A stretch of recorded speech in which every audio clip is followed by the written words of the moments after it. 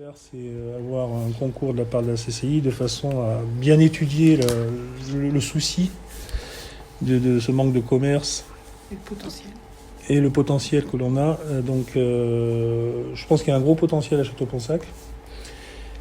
Après, c'est l'étude qui dira ce que l'on peut faire, ce que l'on peut y mettre. Il y a un mode d'achat qui a changé chez nos citoyens. Les ramener vers les magasins des centres-villes, c'est pas toujours évident. Donc j'espère que l'étude nous prouvera le contraire et nous permettra justement de développer ce type de commerce. Sachant que Château-Ponsac, à chaque fois qu'il y a une vitrine qui se libère dans le bourg, on priorise l'achat. Alors, de façon à ne pas perdre cette vitrine, parce qu'aujourd'hui, on est en train d'inscrire les vitrines dans les PLUI, mais tant que ce PLUI n'est pas validé, les vitrines risquent de disparaître, être achetées par des privés et créer des maisons d'habitation. Et donc aujourd'hui, au dernier conseil municipal, on a encore voté de racheter la petite vitrine qui est rue Jeanne d'Arc, là, où il y avait tabac journaux. On a déjà inscrit beaucoup de vitrines dans ce plan local d'urbanisme intercommunal et on va continuer, nous, à surveiller les vitrines qui se vendent de façon à ce que ça n'aille pas dans une maison d'habitation, que les façades ne soient pas modifiées et que justement qu'on puisse ramener du commerce, conserver du commerce et ramener du commerce. On a fait la même chose il y a quelques années avec la bijouterie. Et donc nous avons rénové une partie de cet établissement et on le propose à la location. Aussi, c'est pas le fait de se dire on se met beaucoup de foncier sur le dos au niveau de la commune, non. Okay. Et en plus, il n'est pas fait non plus pour qu'on le garde. Demain, si on trouve un commerçant qui veut l'exploiter et qui veut l'acheter, bien entendu, on ne s'embêtera pas à garder le foncier. En tout cas, merci Monsieur le maire de la confiance que vous nous accordez. Pierre Massy s'excuse, il devait être présent et il m'a demandé de le représenter ce matin, mais encore une fois, merci de votre confiance. Les sujets que vous évoquez, c'est exactement les sujets qui seront abordés au travers de l'étude, en fait. L'objectif de cette étude, il est justement de définir quelles pourraient être les pistes ou les suggestions pour densifier le commerce et densifier les services à Château-Ponsac, et pas alors sur le centre-ville, évidemment, sur le centre-bourg, mais pas uniquement. On a mis au point, nous, une méthodologie d'étude qui est un peu particulière, qui est ce que tout le monde sait faire, c'est-à-dire une étude socio-économique, socio-démographique de base, qui permet de prendre connaissance de ce qui existe, de comment ça fonctionne, des flux de population, des flux migratoires, etc. Mais on tient, nous aussi, à associer beaucoup, et les professionnels, alors les élus, c'est évident, oui, les professionnels, mais aussi la population à cette étude, puisque on peut faire les plus belles études du monde. Si on ne demande pas leur avis aux gens, ils vont nous dire vous avez imaginé de faire ça, mais ça ne nous intéresse pas. Et en l'occurrence, vous voulez réimplanter du restaurant ou du café, mais voilà ce que nous on attend par rapport à ce que vous proposez. Donc l'important pour nous, c'est de pouvoir avoir cette interrogation auprès des professionnels qui vont nous dire comment ils vivent le commerce aujourd'hui à Château-Ponsac, d'aller interroger la population, voire d'aller interroger les plus jeunes, ce que vous évoquiez, pour savoir ce qu'ils attendent aujourd'hui comme commerce à Château-Ponsac. Et de temps en temps, on peut avoir des surprises. Et puis on a aussi souvent, parce que maintenant on a un peu de recul sur ce type d'études et la façon dont on les mène, on a aussi de temps en temps des représentations. Les gens nous disent « Ah mais il y a ça qui ne va pas ». Et en fait, quand on leur met les chiffres sous les yeux, ils nous disent « Ah non, mais finalement ça ne va pas si mal que ça. » Ça, simplement, on ne le savait pas. C'est exactement ce que vous avez évoqué, monsieur le maire, c'est-à-dire d'aller regarder quelles sont aujourd'hui les surfaces commerciales disponibles, de regarder comment on pourrait les qualifier ou comment on pourrait les requalifier, exactement ce que vous êtes en train de faire, et du coup, quel type de commerce, quel type d'activité on pourrait amener vers ces surfaces disponibles. Et parfois, on va même jusqu'à travailler avec les élus sur les loyers, de manière à ce que ça corresponde aussi à quelque chose. C'est-à-dire qu'on peut pas lancer d'activité commerciale en se disant de toute façon, les conditions sont telles que c'est cuit d'avance. Ça n'a pas de sens. Donc ça permet aussi de travailler avec les propriétaires. Alors quand c'est la commune qui est propriétaire, c'est encore plus facile, mais ça permet aussi de travailler avec les propriétaires. Et donc les suggestions que nous pouvons formuler dans ces études, elles sont concertées, et deux, il faut qu'il soit possible de les déployer. C'est-à-dire qu'on peut imaginer plein de trucs, on peut imaginer des trucs super sympas, faire un tunnel qui traverse la ville, des trucs vachement sympas, c'est juste irréalisable. Ce qui est important, c'est que, et c'est le travail qu'on aura aussi avec les élus, c'est de se dire, les préconisations que nous pouvons faire, elles sont possibles à mettre en œuvre. Alors, parfois, il y aura des délais, ça peut être sur des délais courts, ça peut être sur des délais un peu plus longs, des délais très longs, mais l'important, c'est aussi que la collectivité ait la capacité de mener les choses. Pour Château-Ponsac, c'est quand il y a eu du travail de fait en amont. J'ai vu des trucs sympas déjà. Signalétique aussi.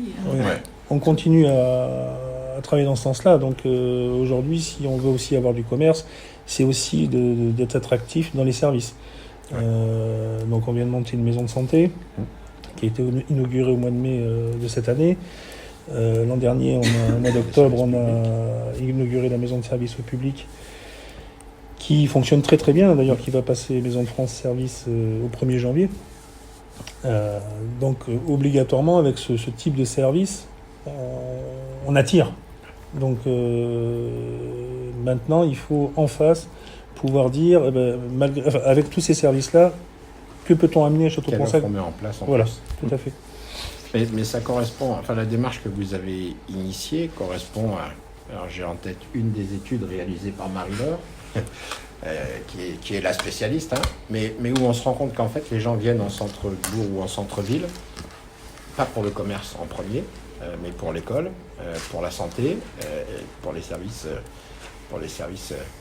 publics. Donc le fait de favoriser ces activités-là fait aussi que ça draine du monde qui va pouvoir consommer en venant. Tout à fait. Et donc effectivement, il faut y associer le commerce. Quel est le délai alors de l'étude justement? C'est peut-être 6 mois. Et elle commence. Elle a déjà commencé. On a déjà commencé à travailler sur de la compilation de données. Après, il y aura quand même un gros travail de terrain. Et sous quel mode vous recueillez les avis des habitants? Sous forme. Allez-y, Marie-Laure. Sous forme d'enquête, du coup, enquête qui sera en ligne, sur le site de la Chambre, sur le site de la mairie. Après, il y aura aussi un questionnaire qui s'adresse aux commerçants, qui sera en ligne, mais plus pour la forme, en fait, on passera du coup dans chaque commerce, du coup avec un élu, donc il y aura moi plus un élu, du coup pour aller distribuer les questionnaires aux commerçants. Après, il y aura également des ateliers qui seront réalisés. Il n'y aura pas que la population dans les ateliers, il y aura les élus, les commerçants. Les professionnels, d'accord. L'idée, c'est d'avoir tout le monde autour de la table pour pouvoir échanger sur la base des enquêtes qui auront été réalisées. D'accord.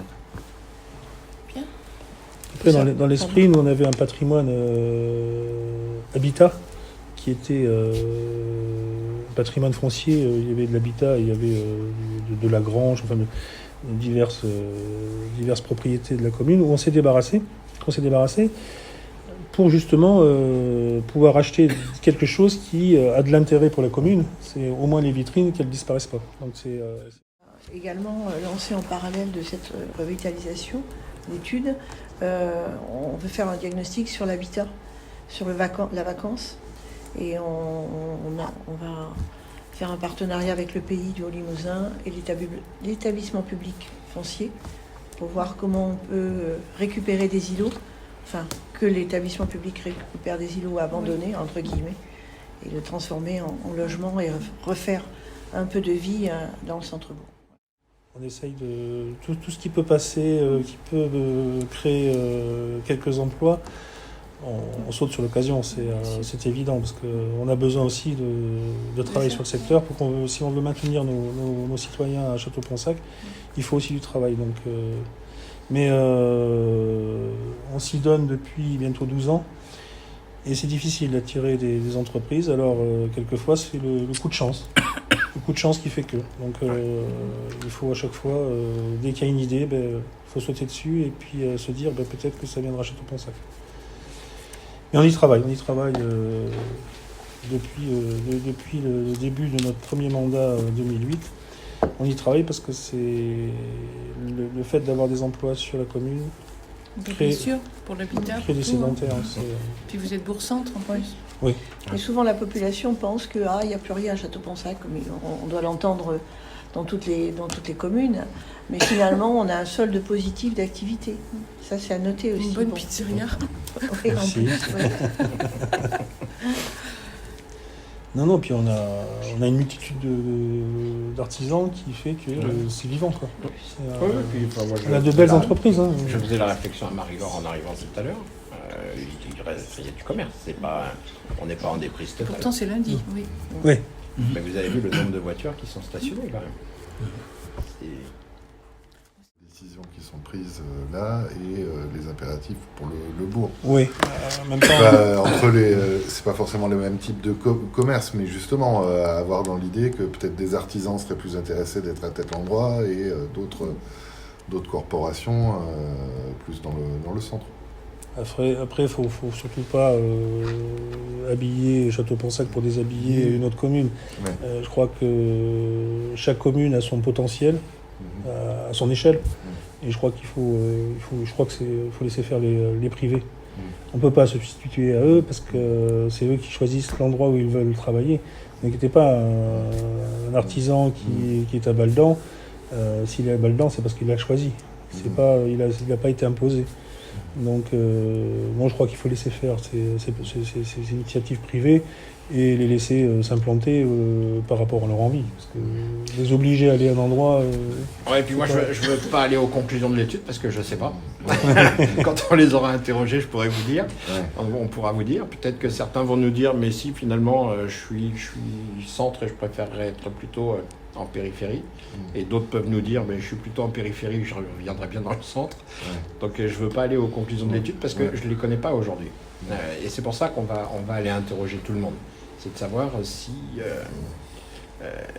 ce que les gens veulent faire. Parce que de toute façon, comme le disait monsieur le maire, on ne pourra pas leur imposer les choses. Donc, par contre, on peut les accompagner. Mais on ne peut pas leur imposer. Donc les gens qui vont nous dire je suis centre-bourg ou centre-ville et je préfère être en périphérie parce que j'ai des projets d'extension, parce que j'en sais rien. J'en sais rien.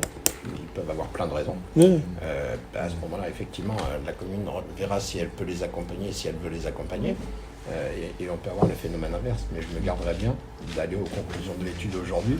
Je pense que ça, c'est le travail dans 6 mois, de se revoir et de se dire, voilà, les attentes. Et de la même manière que parfois, on se dit, il y a des activités qu'on verrait bien, et puis il y a la réalité de ce que les gens veulent. Et ça ne correspond pas forcément. C'est pas parce que moi, à titre personnel, je me dis, tiens, j'aimerais bien avoir un poissonnier, que tout le monde a envie d'avoir un poissonnier. Et même si tout le monde a envie d'avoir un poissonnier, ça ne veut pas dire que c'est viable. Donc c'est pour ça que je suis assez prudent sur les résultats de l'étude, parce que parfois on a des surprises sur la façon dont les gens vivent leur environnement. Et après, il faut que ça corresponde aussi à une volonté, passez-moi l'expression, mais une volonté politique au vrai sens du terme, c'est-à-dire la volonté de mettre en œuvre un certain nombre de sujets, et on ne peut pas tous les mettre en œuvre en même temps. Donc voilà, ça c'est des questions qui pour moi seront les bienvenues dans 6 mois. Après, au niveau de la volonté, c'est la vraie volonté de Château-Ponsac, sinon on n'aurait pas fait cette démarche. Et d'ailleurs, je remercie mon adjointe qui est à l'économie, qui a initié ce type de projet. On a initié plein de choses depuis 2008 et on est très heureux que la CCI puisse nous aider dans les choses que vous avez déjà faites. Il y a des choses qui sont assez remarquables, Oui. La maison de santé, etc. Encore une fois, c'est sur une commune comme celle-ci, le fait d'avoir une maison de santé, ça attire le monde. C'est évident. Ça Oui, il y a quand même plusieurs pôles qui amènent du flux ici. La maison de santé, la piscine, l'accueil de loisirs de la Comcom, mais qui du coup brasse des gens du territoire et au-delà, le musée, la crèche, le village de vacances qui draine aussi.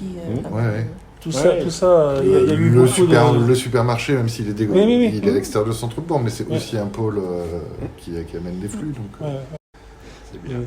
plus la présence sur les réseaux sociaux, Ouais. dont vous m'avez parlé tout à l'heure.